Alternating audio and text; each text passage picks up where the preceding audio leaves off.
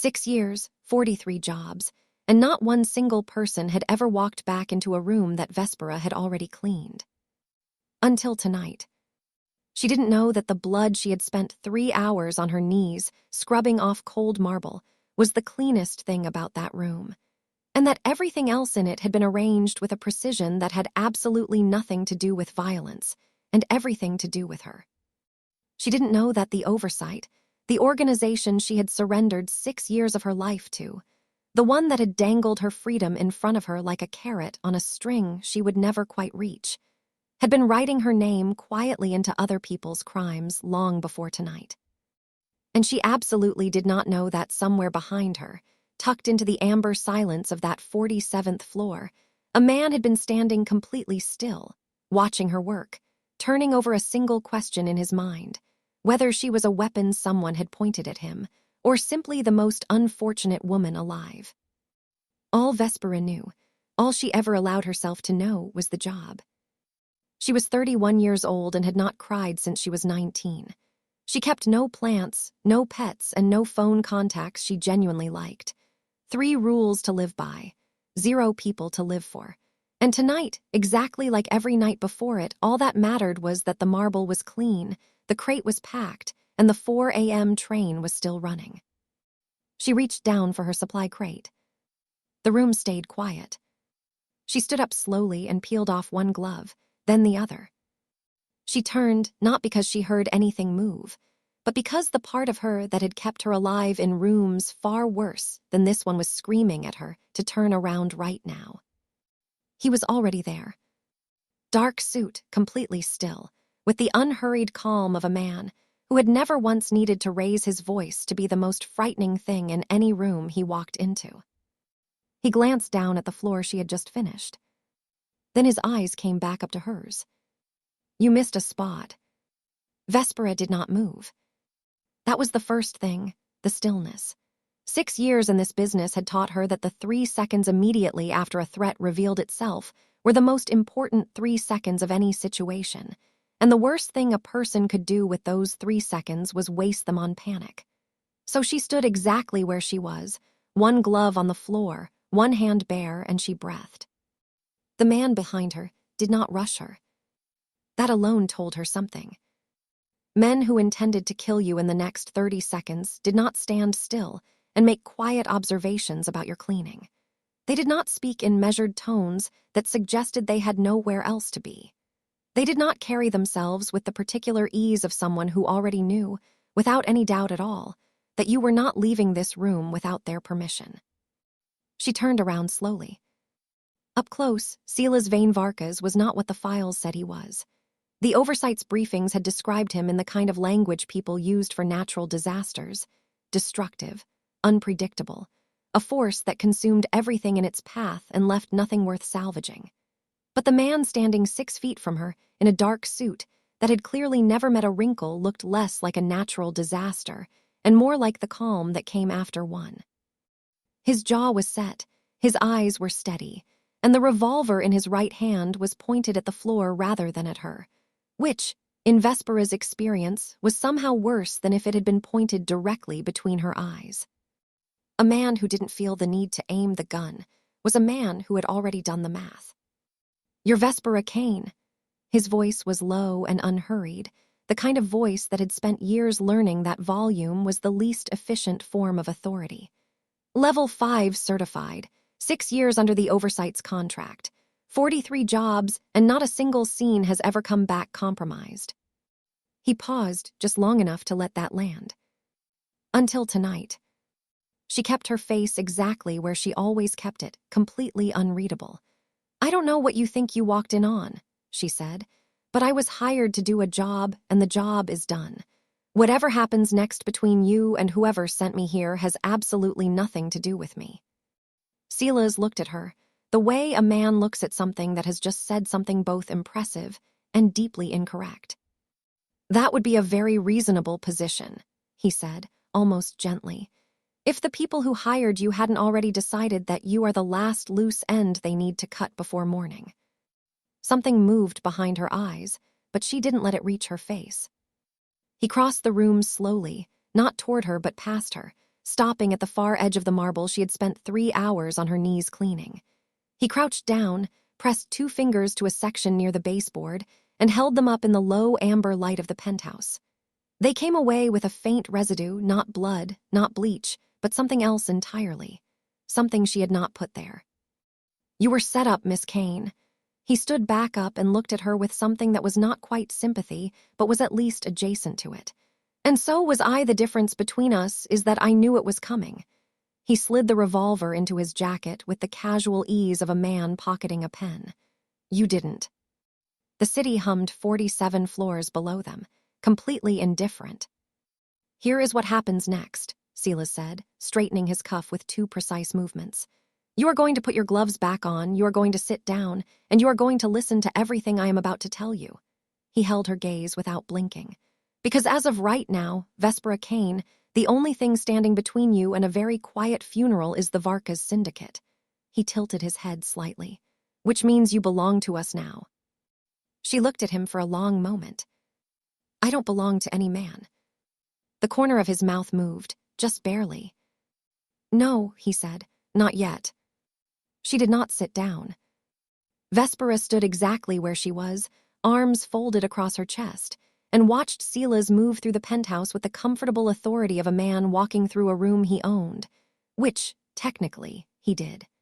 He moved to the bar cart near the window, poured 2 fingers of something amber into a crystal glass, and set a second empty glass beside it without asking. She did not touch it. "3 weeks ago," he began, his back still half turned to her, "4 of my men were found dead in a warehouse on the south side of the harbor. The scene was staged to look like an internal execution, the kind of thing a boss orders when someone inside his organization has been talking to people they shouldn't be talking to." He picked up his glass and turned around. "The Oversight sent the story to every major crime desk in the city before the bodies were even cold. By morning, my own counsel was looking at me across a table and asking questions they would never have dared ask me 6 months ago." Vespera said nothing, but her mind was already moving.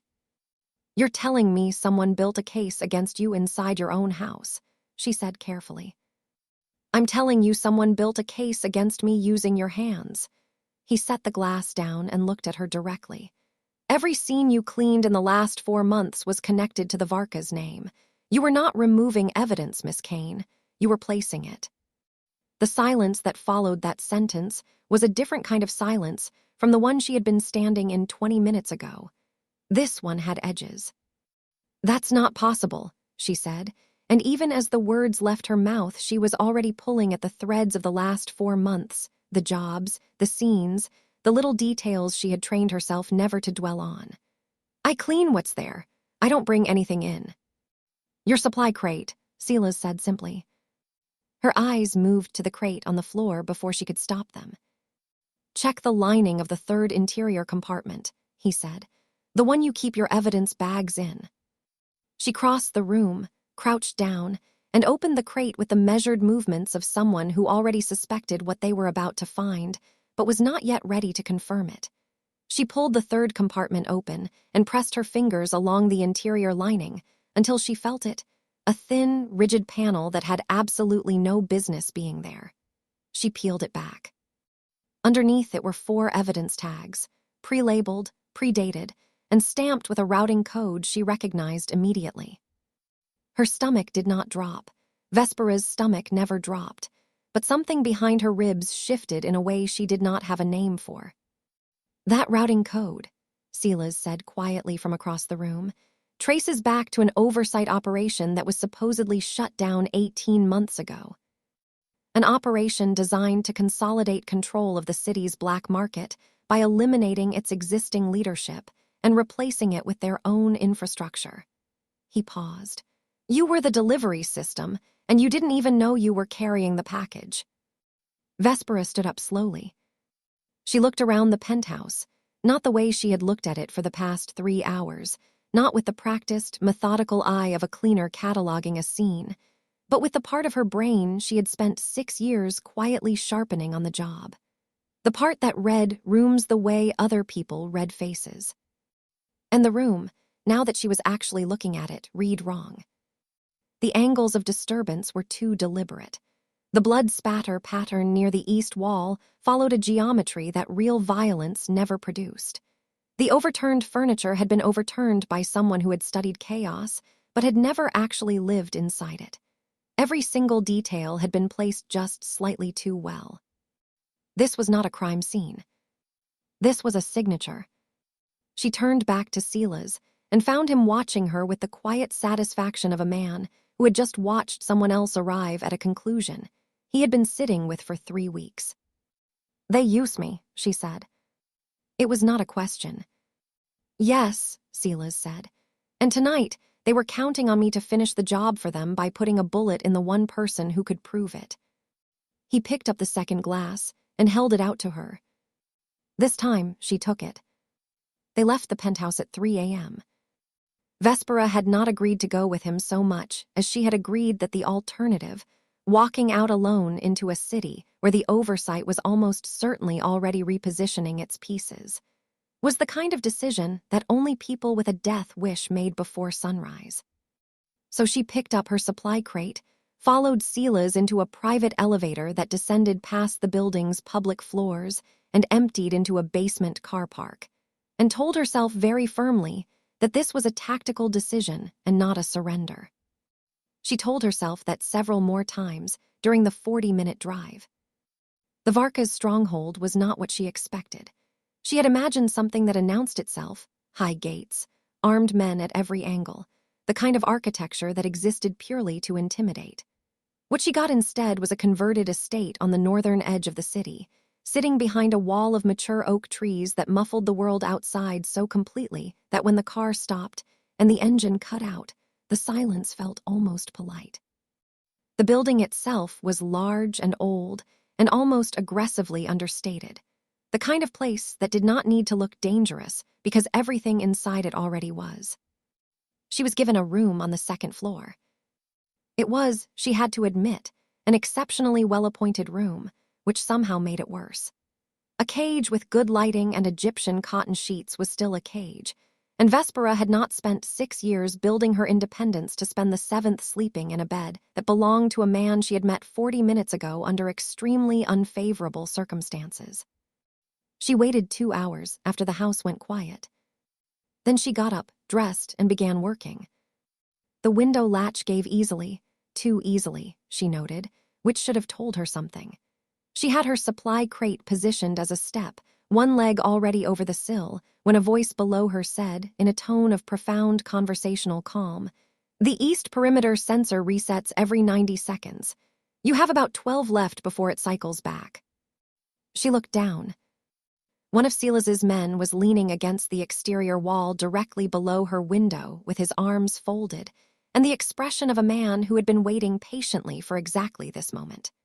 He was young, broad-shouldered, and wearing the particular look of someone who found her impressive and inconvenient in equal measure. "Dante," he said, by way of introduction, "I was told to expect you around this hour." She climbed back inside without a word. She tried the east corridor at dawn, dressed in a spare set of clothes she had found folded on the chair. She did not want to know how they knew her size, moving through the house with the silent, room-reading efficiency that had kept her alive for 6 years. She made it as far as the ground floor service entrance before she found it bolted from the outside. From the outside. She stood in front of that bolted door for a long moment and let that detail rearrange itself in her mind. Every exit she had tested since arriving had been secured from the exterior. Not locked to keep her in, locked to keep something else out. The guards she had spotted were not positioned to watch her movements. They were positioned outward, toward the tree line, toward the road, toward every approach a person might use if they were coming to this house uninvited and in a hurry. She was not being held prisoner. She was being protected. The realization settled over her with the particular discomfort of something she did not want to be true but could not argue with. The Oversight had her name, her roots, her methods, and 6 years of her operational history. If they had decided she was a loose end, and Sila's had been very clear last night that they had, then every hour she spent outside these walls was an hour she was handing them for free. She found Sila's in the ground floor study at 7 in the morning, already dressed, already working, a spread of documents and photographs across a wide mahogany desk that told her he had not slept at all. He did not look up when she walked in. "The east window," he said, "has been tried before. It never ends well." She sat down across from him and folded her hands on the desk. "I want ground rules," she said. He looked up then, and for the first time since the penthouse, something in his expression shifted, not warmth exactly, but the closest approximation of it that a man like Silas Vane Varkas was probably capable of producing before breakfast. "You're still here," he said simply. "That's a start." The ground rules lasted exactly 4 days. In those 4 days, Vespera had established 3 things about the Varkas Syndicate's inner workings that she was fairly certain most people, including several of Silas's own men, did not know. She had also established, entirely against her will, that Silas Vane Varkas was significantly more methodical and considerably less unhinged than the Oversight's briefings had suggested. The files had painted him as a man who ruled through brute force and barely contained fury. The reality was a man who read intelligence reports over black coffee at 6 in the morning, made decisions with the quiet efficiency of a surgeon, and had not once raised his voice in 4 days, which, in Vespera's experience, was far more unsettling than if he had. On the 5th morning, he told her she was coming to the council meeting. "Absolutely not," she said. "You read rooms," he said, sliding a folder across the breakfast table without looking up from the document in his hand. "I need you to read mine." She looked at the folder. Inside was a single photograph, a long mahogany table, 8 chairs, 8 men, and a room that Silas had been running his organization from for 11 years. "You think one of them is working for the Oversight," she said. "I think one of them has been working for the Oversight for considerably longer than any of this started," he said. "And I think you'll know which one within 10 minutes of walking through the door." She took the folder. The meeting was held in a building in the financial district, 12 floors above a legitimate import company that served, among other things, as the Syndicate's most effective cover. The boardroom itself was exactly what the photograph had suggested: heavy furniture, low lighting, and the particular tension of a room full of powerful men who were currently operating under the belief that their leader was under siege and possibly compromised. Silas introduced her as a consultant. Nobody looked happy about that, which told her something but not enough. She took the chair closest to the door, a habit, never a coincidence, and spent the first 10 minutes doing what she always did in an unfamiliar room. She watched. Not faces, not words, not the obvious theater of men performing loyalty for their boss. She watched the small things, the things people did when they thought nobody was cataloging them. 7 of the 8 men in that room were afraid. That was normal. Fear was the appropriate response to the situation currently surrounding the Varkas Syndicate, and men who had something to lose generally wore their fear in ways they couldn't fully hide: tight jaws, restless hands, the occasional glance at Silas that was really a glance at the door behind him. The 8th man was not afraid at all. His name was Orrin Castle, Silas's longest-serving captain. 15 years in the organization, the kind of loyalty record that made other men lower their guard entirely. He sat at the left-hand side of the table with his hands flat on the surface, and his expression perfectly calibrated to project concerned solidarity. He asked the right questions at the right moments. He nodded in the right places. He was, by every visible measure, exactly what he appeared to be. Except for one thing. He was the only man in the room who was not afraid, and there was absolutely no legitimate reason for that. When you were genuinely loyal to a man whose organization was under attack, you were afraid because you had something to lose. The absence of fear in a room like this didn't mean courage. It meant certainty. It meant Orrin Castle already knew how this particular chapter ended because he had read the last page himself. She leaned toward Silas under the cover of the meeting's noise, and kept her voice low enough that it barely moved the air between them. "Castle," she said, "left side. 15 years and not a single nervous tell in a room full of men who are terrified." She paused. "He already knows who wins." Silas did not look at Castle. But his hand, resting on the arm of his chair, closed slowly into a fist. "I know," he said quietly. "I needed you to confirm it." They did not speak about Oren Castle for the rest of that day. Silas had a method for handling information that Vespera was beginning to recognize. He received it, filed it somewhere behind those steady eyes, and gave nothing back until he had decided exactly what he intended to do with it. It was, she could admit privately, a method she respected. Reaction was a liability. She had built her entire career on that principle. But that night, something in the stronghold shifted. She found him on the rear terrace at midnight, not working for once, not reading, not moving through the house with the purposeful quiet that seemed to follow him everywhere. He was simply standing at the stone balustrade with a glass in his hand, looking out at the tree line, and for the first time since the penthouse, he looked less like the iron sovereign of the Varka's Syndicate, and more like a man carrying something that had been heavy for a very long time. She almost went back inside. She wasn't entirely sure why she didn't. She stood beside him and said nothing, which was the one social skill she had genuinely perfected over the years. The city was invisible from here, swallowed by distance and trees, and the silence was the clean kind, the kind that didn't demand anything from the people standing inside it.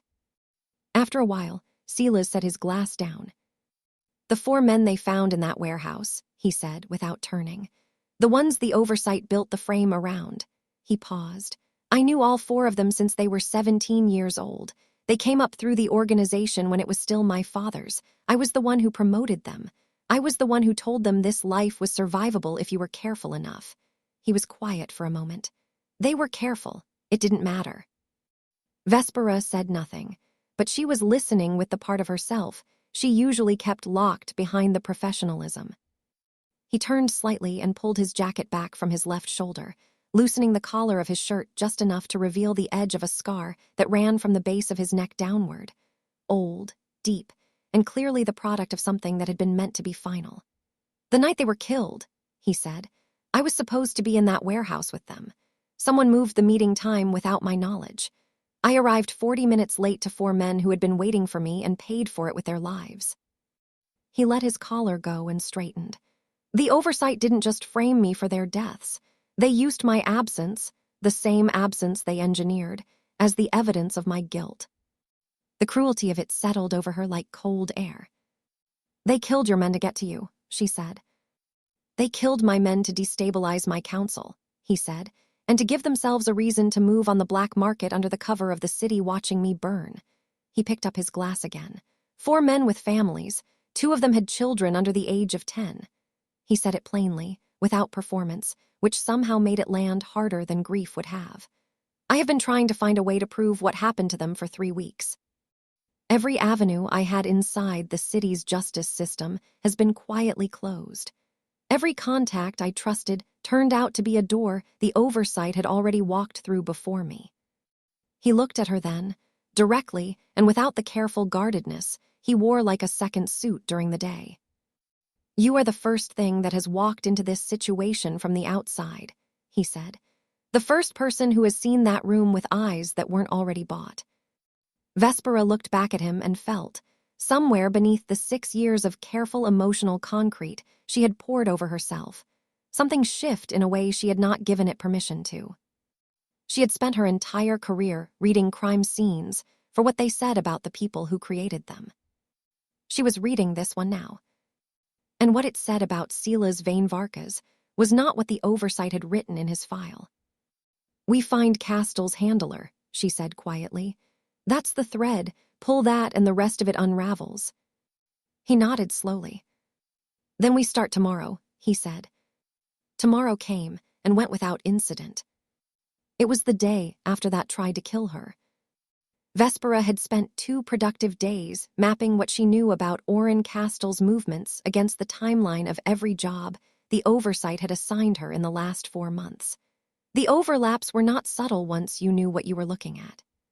Castle had been present, in some capacity, within 48 hours of every single one of her assignments. A proximity that was either the most extraordinary coincidence in the history of organized crime or the kind of pattern that only became visible when someone finally had a reason to look for it. She had been looking for it with the focused, unhurried attention of a woman who had recently discovered that her entire professional history had been someone else's chess move, and who was finding that particular discovery extremely motivating. She was in the kitchen at 10:30 on Wednesday night, alone, running the kind of low-grade background, thinking that her brain did best when her hands were occupied. Most of Silas's people had turned in for the night. The house was quiet in that particular way it got after 11, not the weighted silence of the penthouse, but something more settled, almost domestic. She did not hear the replacement come in. She smelled him first, a trace of something chemical beneath a deliberately neutral cologne, the kind of scent profile that belonged to someone who worked in the same industry she did and had taken the same precautions she had always taken. Her hand was already moving toward the counter before her brain had finished processing it. He came through the service corridor fast and quiet, and he was good, genuinely, professionally good, which told her immediately that the Oversight had not sent someone to frighten her.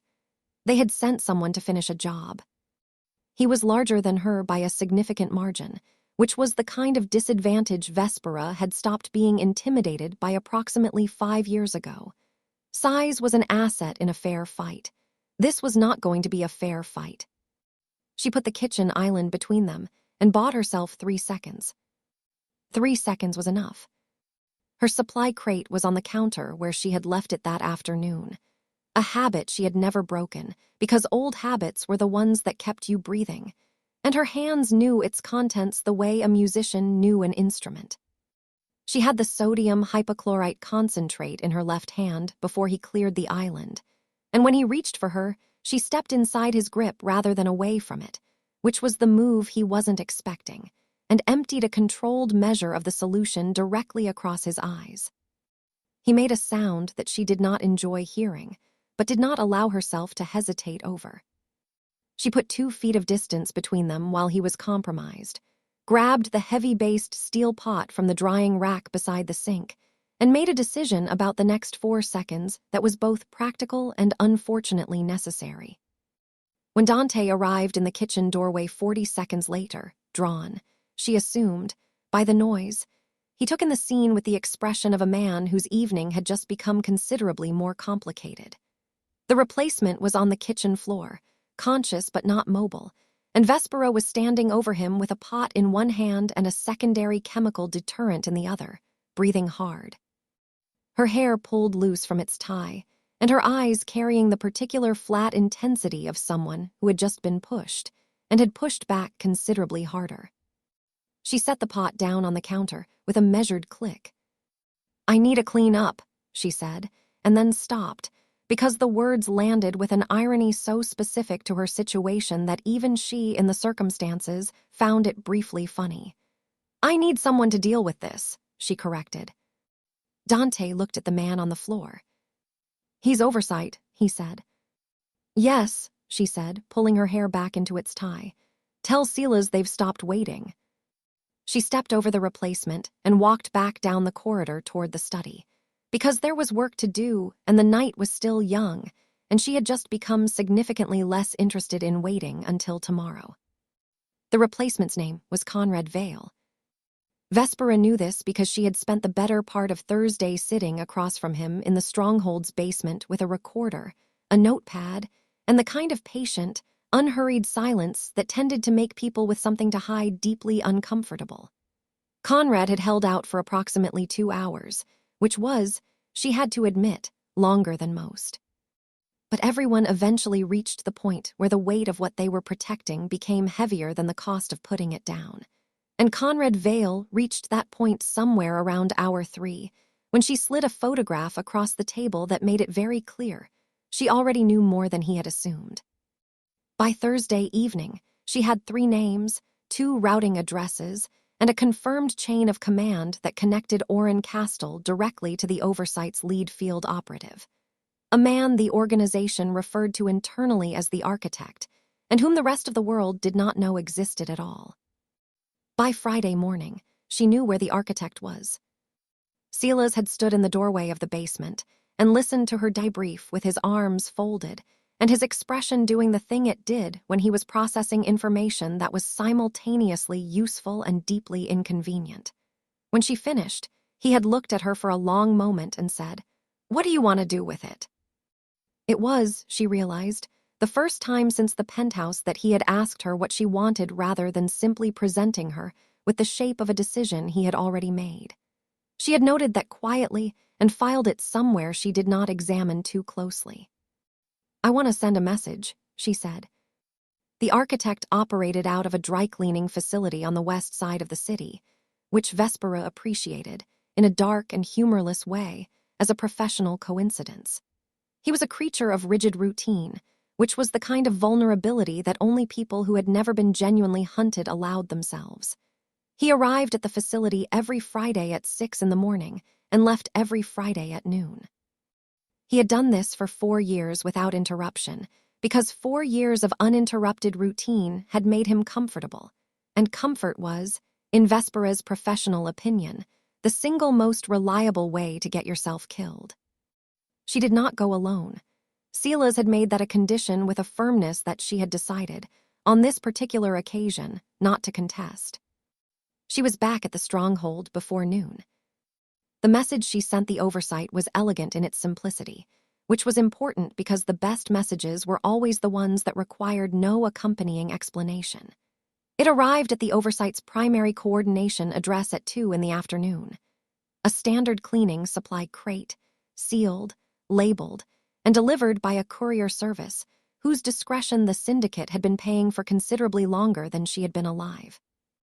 Inside the crate, packed with the same professional care she brought to every job, was Conrad Vale's recorded confession, every piece of documentation she had pulled from the architect's facility, and a single laminated card that read, in clean black typeface, "Loose ends have been handled. Consider this notice of resignation." She had debated the last line for about 4 minutes before deciding it was exactly right.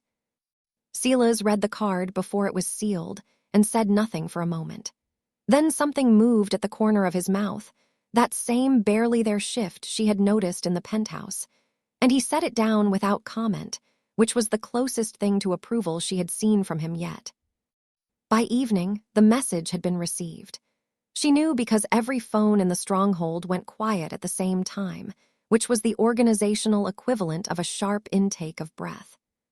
The Oversight now knew that Vespera Kane was not a loose end anymore. She was the thread that, if pulled, would bring the entire structure down, and she had just made it unmistakably clear that she intended to pull it. Silas found her in the study an hour later, standing at the window with her arms folded, watching the tree line in the fading light. "They'll move fast now," he said. "Good," she said without turning. "So will we." The Oversight held their quarterly coordination meetings under the cover of a charity gala. Vespera had to give them credit for the audacity of it. 400 guests, a string quartet, and enough legitimate civic goodwill to make the building functionally untouchable on any other night of the year. The Harwick Foundation's annual gala for urban renewal had been running for 9 consecutive years, raising money for causes that were real enough to withstand scrutiny and prestigious enough to attract the kind of guests whose presence made law enforcement instinctively look the other way. It was, professionally speaking, an exceptionally clean cover, and Vespera knew clean covers the way most people knew their own handwriting. She also knew exactly how to get through one. She had spent 48 hours after the architect's takedown doing what she did best, reading the building. Not physically, not yet, but through the service records, cleaning contracts, maintenance logs, and staff rotation schedules that every large venue generated in quiet, unglamorous volumes, and that virtually nobody with power ever thought to protect. She knew the Harwick buildings lay out the way she knew her own supply crate. She knew which service corridors bypassed the main security checkpoints, which freight elevator opened directly onto the 4th floor, where the Oversight's leadership convened behind a locked conference room dressed as a donor lounge. And she knew that the cleaning crew's access window, the 40 minutes between the last pre-event sweep and the arrival of catering staff, was precisely long enough. She and Silas entered the building at 7:43, through the loading bay, wearing the kind of clothing that made people look straight through you. She was carrying a supply crate. "You're enjoying this," Silas said quietly as they moved through the service corridor. "I'm focused," she said. "You're enjoying this," he said again. She did not dignify that with a response, partly because he wasn't entirely wrong. The first two members of the Oversight's leadership were separated from the donor lounge before the gala hit full stride, one at a time, one redirected conversation each, and Vespera's knowledge of the building's blind spots doing the rest. Neither man made a sound that reached the string quartet. She was efficient in the way she had always been efficient, which was to say completely, and without anything wasted. By the time Silas neutralized Oren Castell in the corridor, outside the fourth-floor bathroom, a meeting that was brief, and from the sounds of it, considerably less ceremonious than Castell had probably imagined his final professional interaction would be. The donor lounge held 3 remaining members of the Oversight's inner council, including the woman who had recruited Vespera 6 years ago. Director Maren Solis. Vespera had not known her real name until Thursday's debrief. She had known her only as a voice on a secured line and a case number on an assignment sheet. Seeing her in person, composed, expensively dressed, standing at the center of the room with a champagne glass and the practiced ease of a woman who had never once believed she would be held accountable for anything, produced a feeling in Vespera that was not quite anger and not quite satisfaction, but existed somewhere in the territory between the two. Silas came through the door first, which was the arrangement they had agreed on, because his presence in a room carried a particular atmospheric weight that tended to compress a situation very quickly. The 2 remaining men reached for weapons they did not get to use. The third member was already against the wall before the door had finished closing, which left Maren Solis standing alone in the center of the room, champagne glass still in hand. Looking at Vespera with an expression that moved through several stages before settling on something that was almost, but not quite, composed. "Vespera," she said carefully, "whatever he has told you." "He didn't tell me anything," Vespera said, setting her supply crate down on the nearest surface and opening it with 2 familiar movements. "I read the room." She looked up. "I always read the room." She placed every document, every recording, and every piece of evidence from the past 10 days on the table between them, with the same methodical precision she brought to every job. "Consider this scene sanitized," she said. Maren Solis was in federal custody by midnight. The 2 surviving members of the Oversight's inner council went with her, along with every document Vespera had placed on that table, and enough recorded testimony to keep a prosecutorial team occupied for the better part of 2 years. Oren Castell, it turned out, had a great deal to say once the evening's events had sufficiently recalibrated his understanding of his available options. The city's 3 most senior law enforcement officials, 2 of whom had spent the last 3 weeks quietly building a case that the Oversight had been feeding them, received an anonymous delivery at 1 in the morning that filled in every gap they had been unable to close on their own. The delivery was packaged in a cleaning supply crate. Vespera felt that was appropriate. The weeks that followed were not quiet, exactly, but they had a different quality to them. The particular controlled noise of a structure being dismantled and replaced rather than the pressurized, countdown tension that had defined every day since the penthouse. The Varka's Syndicate moved quickly and without ceremony to consolidate the territory the Oversight's collapse had left open, which was the kind of thing Vespera had decided, somewhere around Chapter 6 of her own life, she no longer had the energy to have strong moral opinions about. The city's underworld was going to be run by someone. It had always been going to be run by someone. The only variable that had ever really mattered was whether that someone was accountable to anything beyond their own appetite.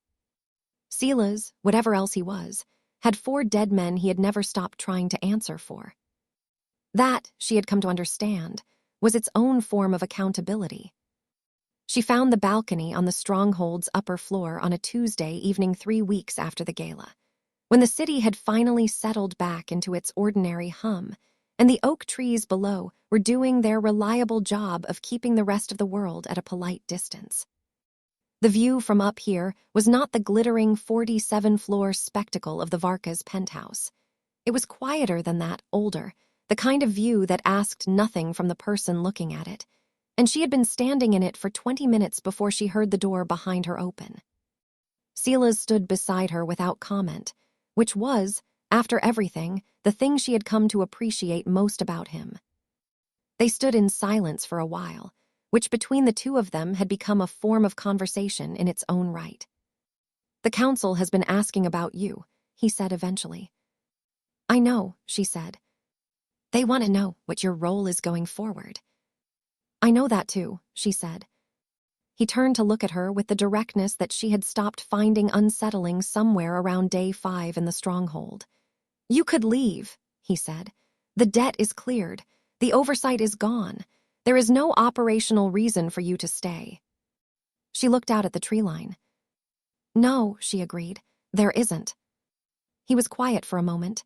"But you're still here." "I'm still here," she confirmed, without elaborating, because some things were more precisely communicated without the clutter of explanation. Another silence settled between them, comfortable and undemanding. "This city belongs to the Varka's name now," Silas said, not with arrogance but with the plain, factual certainty of a man stating the temperature.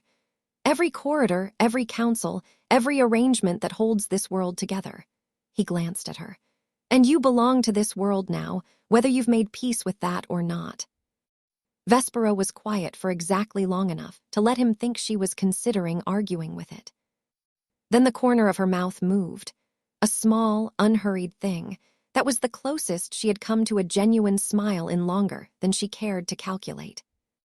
"You can have the city, Silas," she said, her eyes staying on the tree line. "Every corridor, every council, every arrangement." She paused. "But you should know something." He waited. "I'm the only person alive," she said, "who knows exactly where every body in it is buried." He said nothing for a moment. Then, for the first time since the penthouse, Sila's vain Varkas did something she had not seen him do before. He smiled, slow, genuine, and just slightly dangerous. "I know," he said. "That's why you're not going anywhere." She looked at him then, and something in the 6 years of carefully poured concrete shifted just enough to let a single, stubborn crack of light through. She did not seal it back up. For the first time in a very long time, she left it exactly where it was. And that, right there, is where we leave Vespera Kane. Not saved, not surrendered, but exactly where she chose to be, standing at the edge of a world that finally had to answer to someone who knew all of its secrets. She never belonged to any man. She simply decided that one particular man was worth staying for. If this story held you from the first line to the last, then you already know what to do. Hit that like button, because it genuinely tells us that these stories are worth telling. Share this with someone who loves a good thriller, someone who appreciates a woman who never once screamed, and someone who deserves a story that respects their intelligence. And if you have not subscribed yet, do it now, because Vespera is just one of the worlds we are building here, and you do not want to walk into the next one without knowing what came before. We will see you in the next story.